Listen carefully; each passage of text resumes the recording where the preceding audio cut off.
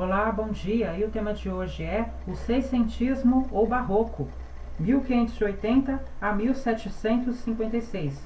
E hoje é segunda-feira, 23 de maio, e a nossa aula está começando agora. Em fins do século XVI, inicia-se em toda a Europa um movimento espiritual, resultante da Contra-Reforma, cujo intento era o de reaproximar o homem de Deus, ideal um tanto desprezado na Renascença, o celestial e o terreno, o religioso e profano, conciliando as duas heranças medievais e renascentistas, e que vai influenciar as artes, especialmente a literatura. Deste intento surge o dualismo e o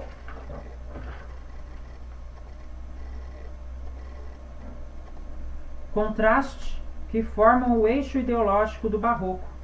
Em Portugal, o barroco coincide com a decadência do Império Português, tá? Então, em Portugal,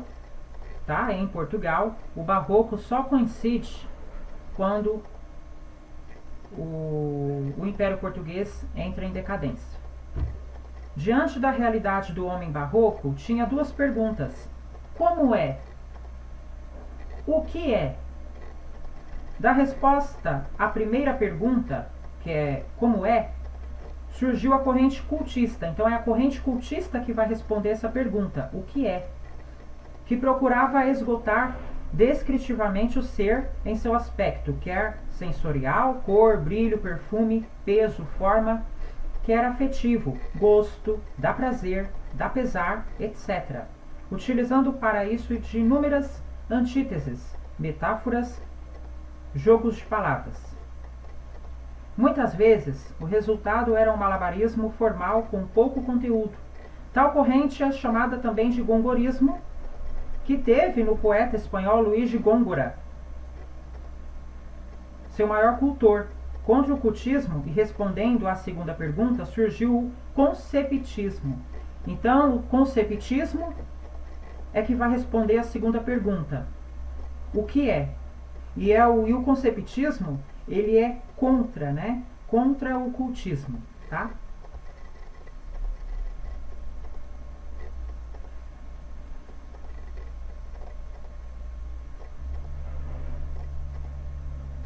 Então, o conceptismo, que era uma atitude de análise do ser,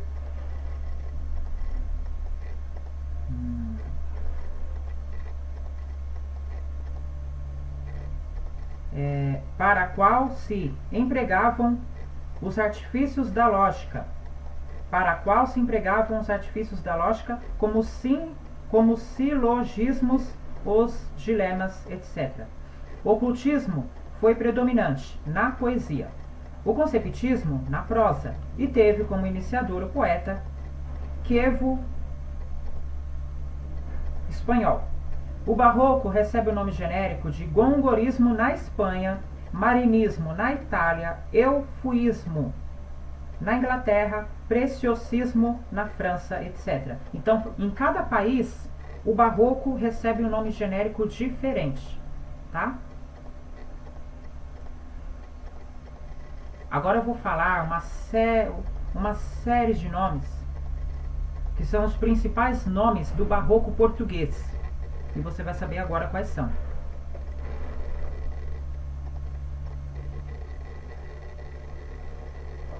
Dom Francisco Manuel de Melo, 1608 a 1666. Grande polígrafo, Francisco Rodrigues Lobo, 1580 a 1622. Elo de transição entre Camões e o barroquismo. Frei Luís de Souza, no século Manuel de Souza Coutinho, historiador da vida monástica. Entre os prosadores, destacam-se Padre Manuel Bernardes, 1644 a 1710. Com suas obras místicas, Luz e Calor e Nova Floresta. Matias Aires da Silva Iessa, 1705, em São Paulo, 1763. Há ainda Soror Mariana Alcoforado, 1640 a 1723. Sobre o Soror Mariana Alcoforado, a biografia eu não tenho certeza, tá? Tá bom? Se é essa biografia aqui, tá bom? Soror Mariana Alcoforado, 1640 a 1723. Ô, pessoal, eu acabei de ver agora, tá? Na internet, a biografia do Soror Mariana Alcoforado é esse mesmo, tá? Ela nasceu em 1640 e morreu em 1723, tá? Tá certíssimo. A biografia da Soror Mariana Alcoforado tá certíssimo, tá? Então, com lettres portugueses,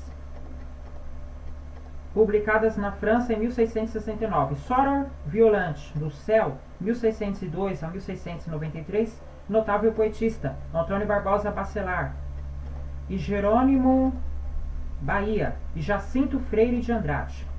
No Teatro Antônio José da Silva, O Judeu, 1705, no Brasil, 1739, na fogueira da Inquisição, pelo fato de ser judeu. É depois de Gil Vicente, o grande nome do teatro português, cuja obra-prima é a comédia As Guerras do Alecrim e Mangerona. Deu o nome de, abre aspas, óperas, fecha aspas. As suas comédias pelo fato de contar grande parte musical. Surge nesta época, e não se sabe ainda quem é o autor, A Arte de Furtar, que é uma crítica social com um intuito moralizante. O grande nome, porém, o barroco português, é do padre Antônio Vieira, 1608 a 1697. Eu vou mostrar agora a imagem para vocês. Vejam agora na tela do seu computador ou na tela do seu celular. Vejam agora a imagem. Ou na tela da sua TV, né? Para quem está me assistindo na TV Smart, né? Vai saber. Vejam aí na sua tela, seja qual for, vejam aí a imagem do padre Antônio Vieira.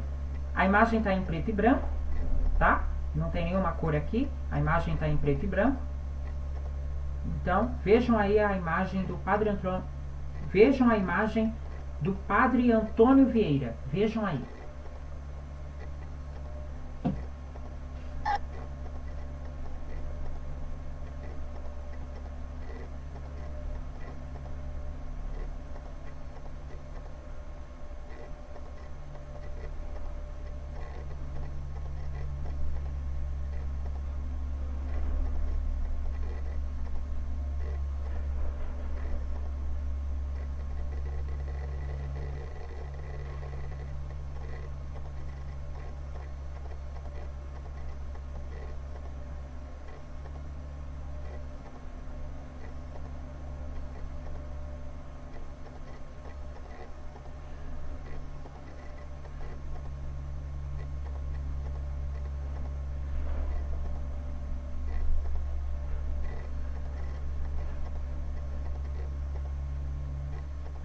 Foi jesuíta, dedicou quase toda a sua vida à catequização dos índios no Brasil, principalmente no Maranhão e Bahia.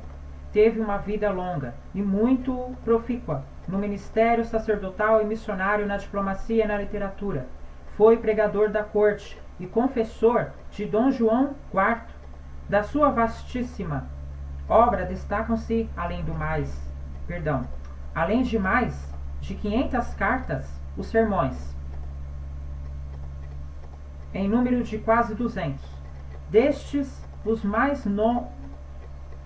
notáveis são Sermão pelo bom sucesso das armas de Portugal contra as de Holanda, no qual, com apóstrofes atrevidas, ele se dirige a Deus, presente no Santíssimo Sacramento.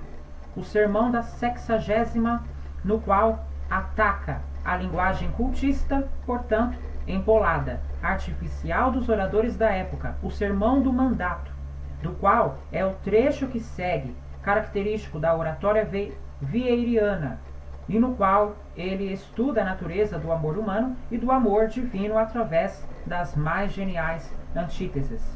Acabou, gente, a nossa aula. Muito obrigado pela companhia de hoje e uma ótima semana a todos e até quarta-feira. Tchau, pessoal, até quarta-feira.